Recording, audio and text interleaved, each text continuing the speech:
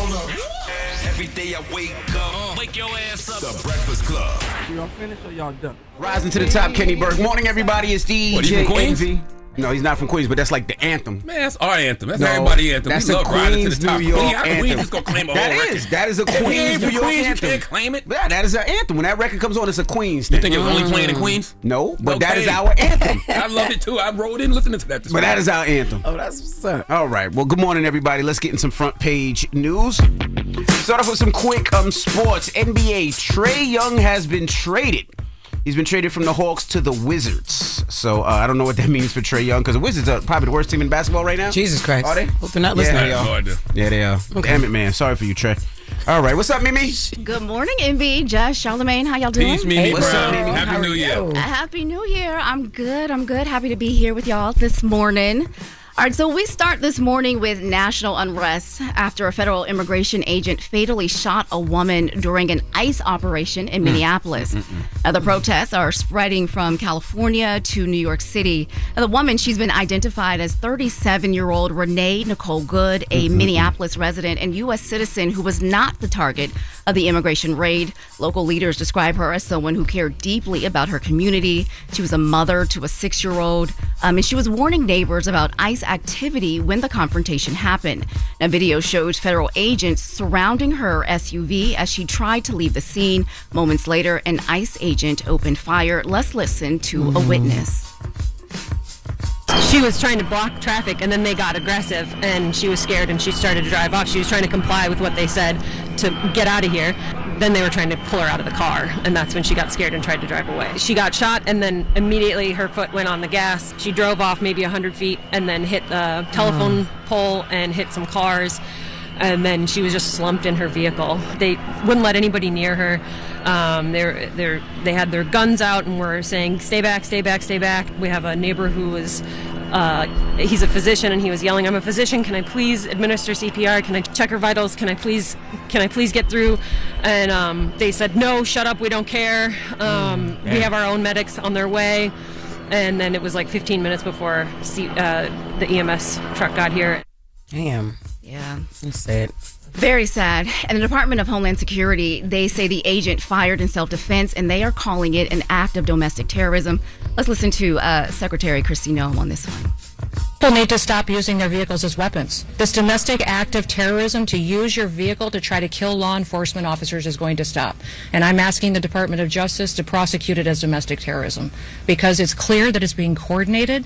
People are being trained and told how to use their vehicles to impede law enforcement operations and then to run over anybody who gets in their way while they go out there and try to disrupt peace and public safety. And Americans deserve better. Now, is there another video? Because the video I saw, I ain't see none of that she's talking about. I didn't see nobody trying to run over no police officer. She looked like she was trying to get out the way, and the officer never got hit, right? So she looked like she was getting out the way. He fired 3 shots. There is no way in hell you can say that she was trying to run that officer over. Absolutely. It doesn't. You can't even remotely say that from any of those videos. No, not any from of what those I saw. angles, not at all. Hell no. And from what I read, ICE agents can be arrested and prosecuted if they commit crimes. So an example needs to be made. Like, if there's no blanket immunity for illegal actions and he committed a state crime beyond the scope of his lawful duties, he should be arrested. But the problem is, if Trump officials are saying it was an act of domestic terrorism, what's going to happen if he is found guilty? He's going to get pardoned. Well, it'll be a state crime. It'll be a state crime. But to your point, Envy, local leaders, they are rejecting that account. The mayor there, Jacob Fry, he called the federal claims, what they're saying, he called it false, and saying what he saw in that video did not show a threat to officers. He had very strong language. Let's listen to that real quick.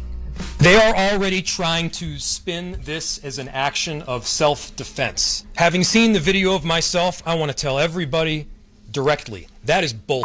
This was an agent recklessly using power that resulted in somebody dying, getting killed. There were dozens, if not hundreds, of ICE and federal officers that were there at the time. Having them there was only causing more chaos. Having them there was only making a difficult situation even more problematic, and one that, yes, they created themselves. And I have a message for ICE. To ICE, get the out of Minneapolis. Well, if it's BS, then prove it's BS and arrest this ICE agent. Identify him and arrest him. Yeah. That's as simple as that. I totally agree. You got to set an example. If a crime was committed, a crime was committed. Yeah. But y'all also have to remember that this is not happening in a vacuum, right? There's a lot happening in Minnesota. We've got, the Trump administration. They have been laser focused on Minneapolis. They're talking about the Somali community there. They've investigated Somali-run daycares there, and they've. I don't know if you guys heard about the Hilton Hotel fiasco, where they canceled the reservations for the federal immigration agents. So that also happened there. So there's a lot happening in Minneapolis. Is there oil in Minneapolis? What the hell is going on? What's happening? What's up, man? That's crazy. Listen, y'all, there's a lot happening. So we will continue to follow that story. I'm sure that is a developing story which will continue to evolve. And coming up at 7, a quiet move by the federal government this week could mean more money taken straight out of your paycheck. We'll explain how this could affect you and what you need to know. All right. Everybody else, get it off your chest. 800-585-1051. How was your break? If you had a break, how was your vacay? How was your New Year starting already? Call us up right now. 800-585-1051. Get it off your chest. It's the Breakfast Club. Good morning.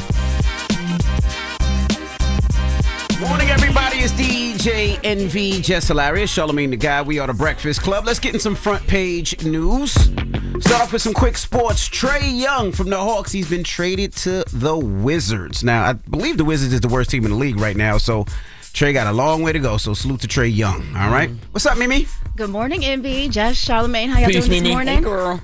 Good morning. Okay, so we start this hour with a foreign crisis that is now dominating headlines both overseas and here at home.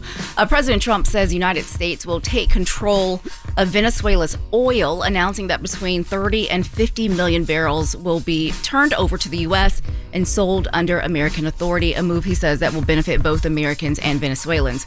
Now, have you guys been following this story? Because this comes days after that dramatic and controversial U.S. operation that stunned the world. So in the early morning hours of January 3rd, U.S. Special Forces, they carried out a covert raid in Caracas. Now, they captured the Venezuelan president, Nicolas Maduro, flying him to the United States to face charges including drug trafficking and narco-terrorism. Now, Maduro, he appeared in a federal court here in New York, actually, earlier this week. He pled not guilty and insisted that he is still Venezuela's president. His next court date is scheduled for March 17th. Now, speaking this week during a GOP House retreat at the Kennedy Center, President Trump, he praised the operation as an amazing success, saying no American lives were lost and framed the win as a major national security win. Let's listen to what he had to say. It was so complex. 152 airplanes, many. Talk about boots on the ground. We had a lot of boots on the ground. But it was amazing. And think of it, nobody was killed. And on the other side, a lot of people were killed. Unfortunately, I say that, soldiers. Cubans, mostly Cubans. But it was so brilliant. The electricity for almost the entire country was, boom, turned on. That's when they knew there was a problem. There was no electricity. But I watched where Schumer, he's such a bad guy. You know, at some point they should say, you know, you did a great job. Thank you. Congratulations. Wouldn't it be good? I would say that if they did a good job.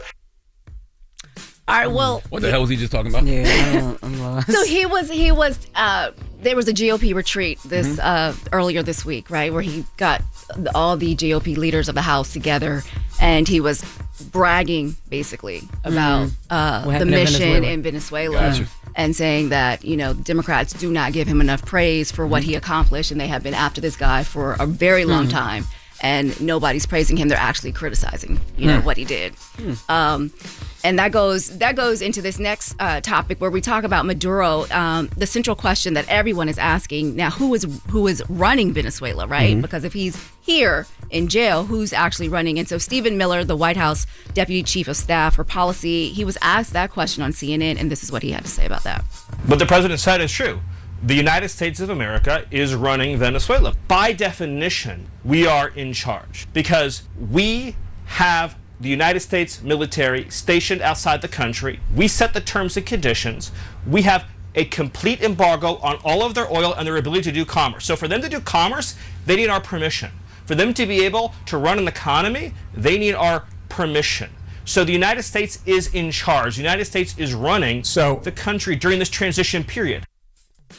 I have so many questions, Mimi. Yeah. First and foremost, after they captured it and took the Venezuelan president, I've seen a lot of people who were saying that Venezuelan was happy about this. Is that a true thing, or were they happy about this? Are the people in Venezuela happy that the president is taken out? So I think you're getting both sides, right? So there are some people who are happy, and there are some people who, in Venezuela who are not happy.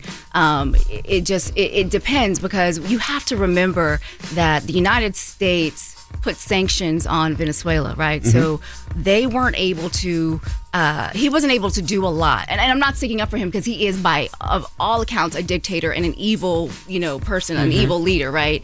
But I think you have to have the entire picture of what happened, because someone put it like this: if someone came to America and said they didn't like Trump, and then took him in the middle of the night, right, because they consider him a dictator, what would happen? How would we feel, right? And so it's the same thing. You'd have people praising it, you'd have people hating it, right? Yeah. So you have to look at it like that. and then also they also said something to the fact that the same thing that we took the Honduras president is the same thing that the Venezuelan president did, but then we pardoned the Honduras president. Is that true as well? Because they're saying mostly it's not about drugs, right? But we know Venezuela wasn't about drugs. Venezuela was about the oil. It was about the oil. So remember a lot, we were talking, last year before the break, how they were seizing the boats and blowing up the boats, and they were drug dealers, or, they were saying it was about drugs. But now, the more this unfolds, it's about oil. It's all about oil. And all about oil. That's what I was wondering. What are conspiracy theorists doing nowadays? Because you have the president telling us exactly what is going on. Back in the day, folks would be like, that wasn't about drugs, it was about oil. Okay,